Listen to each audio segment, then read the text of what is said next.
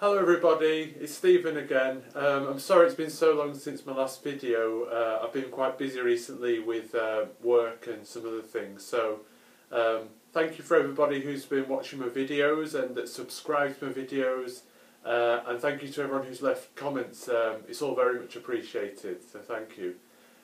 Today I thought I'd talk a bit about the United Kingdom and Great Britain, because if you put Igiris into a dictionary, it comes up with England, Great Britain and the United Kingdom, and actually they're all different things. So I thought it'd be a good idea to try and explain which countries make up Great Britain, which countries make up the United Kingdom, and the different flags, and maybe a bit of the history behind the United Kingdom.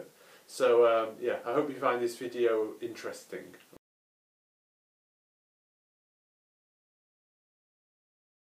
So if we look at a map of the United Kingdom, we can see we've got the countries England, Wales, Scotland and Northern Ireland. And then here we've got the Republic of Ireland, which isn't part of the United Kingdom anymore, but it used to be. The countries, when we talk about Great Britain, we talk about Wales, England and Scotland. Okay? When we talk about the United Kingdom, we're talking about Wales, England, Scotland and Northern Ireland here. And the full title for these four countries is the United Kingdom of Great Britain and Northern Ireland. But lots of English people often make mistakes. They say Great Britain when really they mean the United Kingdom. And sometimes maybe people say the United Kingdom when they mean Great Britain. So if we have a look at the history behind the United Kingdom, maybe the first significant date is in 1284 when Wales became part of England. And then the next event was in 1707 when England and Wales joined with Scotland to form Great Britain. And then after that in 1801 Great Britain joined with Ireland to make the United Kingdom. And then finally in 1922 Ireland separated into Northern Ireland and the Republic of Ireland. And so before 1922 all this area here was part of the United Kingdom, but after 1922 it was just this the northern part of Ireland there. Okay. So each of the four countries which make up the United Kingdom all have their own individual flags. So the flag that represents England is the St George's Cross, and this has been the official flag of England since the 13th century. And you can just see it's just a simple cross like that. The official flag of Wales is called the Red Dragon. And this has only been recognised as the official flag of Wales since 1959.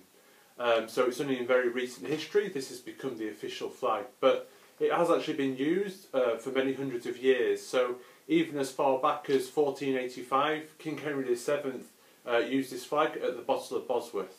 Okay. The flag for Scotland is called the St Andrew's Cross, and this has been the official flag since the 15th century. And it's supposed to represent, I believe the colours represent a white cross of clouds on a blue background. But the actual history behind this shape is that St Andrew was crucified. And when he was crucified he said that he wasn't worthy to be killed on the same shape of cross as Jesus, which was a square cross. So he asked them to rotate it round so that he could die on this shaped cross. So that's the history behind that flag. And then the flag of Ireland is called the St Patrick's Cross. And this has been the official flag of Ireland as it was then since 1782. Okay, so you've probably heard of St Patrick's Day when people drink Guinness and things like this. Well, this is the same St Patrick. Okay.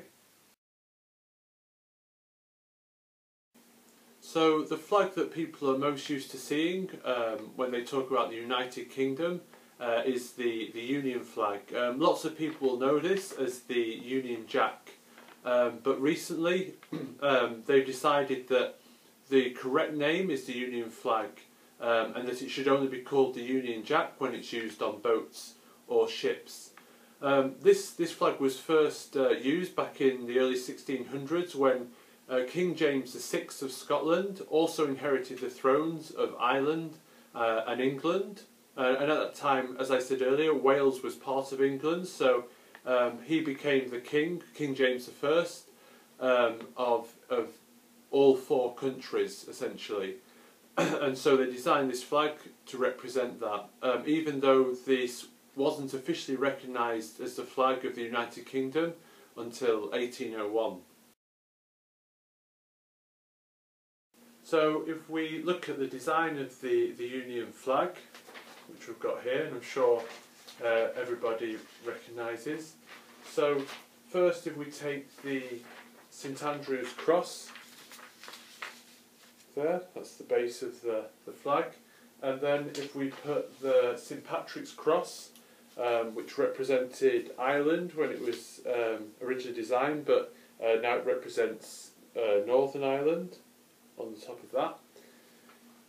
And then finally, if we take the St George's cross, which nowadays only represents England, but at the time this was designed, it represented England and Wales, because Wales was part of England.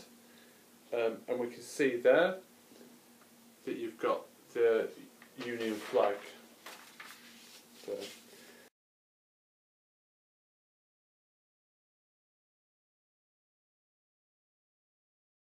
An interesting feature of the Union flag is that the St Patrick's cross section of the flag isn't symmetrical. So if we look on this side here, we can see that the red line is on the lower half of the white section, whereas on this side here it's on the upper half, which means that if you turn it upside down, you can see that the red line is on the opposite side. And one of the reasons they believe it was designed like this was a way of signalling to your allies that you were in a bad situation, and maybe somebody had captured your ship, and by turning the flag upside down, your allies would see that and think that you need help. But at the same time, your enemy, they wouldn't notice that you changed the flag, because it's just a small change in the appearance.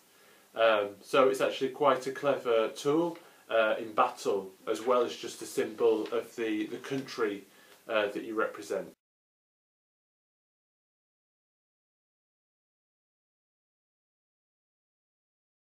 Thank you for watching my video about the United Kingdom. I hope you enjoyed it, and hopefully you learned something. As always, if you've got any comments or questions, please send them to me, and I'll try to reply to you as soon as possible.